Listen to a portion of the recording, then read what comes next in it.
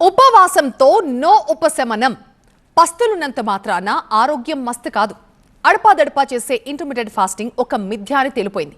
కాసంత బరువు తగ్గుదామన్న గంపెడాసతో చేసే ఉపవాసాలతో ఒరిగేదేవి ఉండదంట. కడుపు మార్చుకుని ఏళ్ల తరబడి ఉపవాసం పాటించిన పర్మనెంట్ సొల్యూషన్ దొరకదట. మరి కోట్లాది మంది అభినవ ఆరోగ్యాభిలాషుల గుండెల్లో ఈ వార్తతో గులకరాయి పడ్డట్టేనా?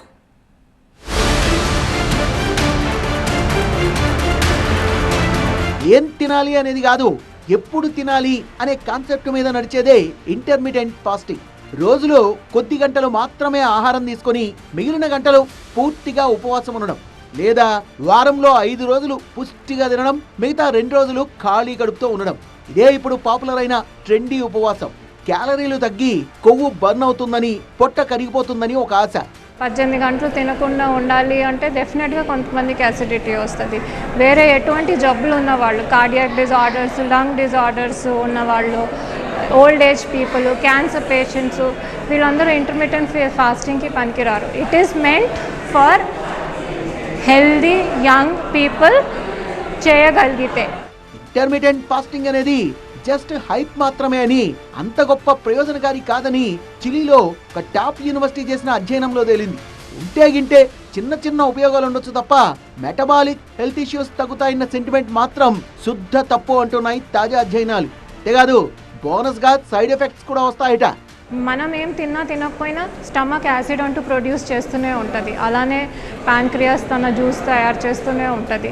వాటిని న్యూట్రలైజ్ ఏం చేస్తుంది? మన ఫుడ్ చేస్తుంది. అది మనకు వెళ్ళకపోతే దాని ఎఫెక్ట్స్ ఉంటాయి. అల్సర్స్ రావచ్చు, ఇరోజన్స్ అంటారు, అల్సర్స్ రావచ్చు, ఫుడ్ పైప్లో కూడా యాసిడ్ ఎఫెక్ట్ రావచ్చు.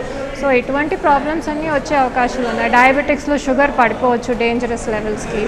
మొదట్లో ఆకలి, తలనొప్పి, అలసట, చిరాకు లాంటి సైడ్ ఎఫెక్ట్స్ కనిపించినా చల్నేదో అంటూ ఈ ట్రెండీ ఉపవాసానికి జైగొట్టారు కోట్లాది మంది జనం. కొలెస్ట్రాల్, బీపీ తగ్గి గుండెకు లైఫ్ పెరుగుతుందని, ఇన్సులిన్ సెన్సిటివిటీ మెరుగుపడుతుందని, టైప్ 2 డయాబెటీస్ రిస్క్ తగ్గుతుందని కూడా చెప్పుకునేవారు. కానీ అదంతా అపోహ మాత్రమేనా?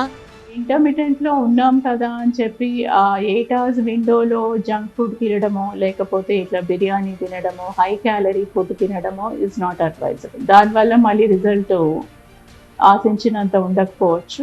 సో ఆ 8 hours లో కూడా ఏం తింటున్నాం, ఫ్రూట్స్, వెజిటబుల్స్, పోషన్ కంట్రోల్, ఎంత కార్బ్ ఫుడ్ తింటున్నాం, సో దీనికంతా కూడా ఒక డైటీషియన్ మానిటరింగ్ కంపల్సరీ ఉండాలి.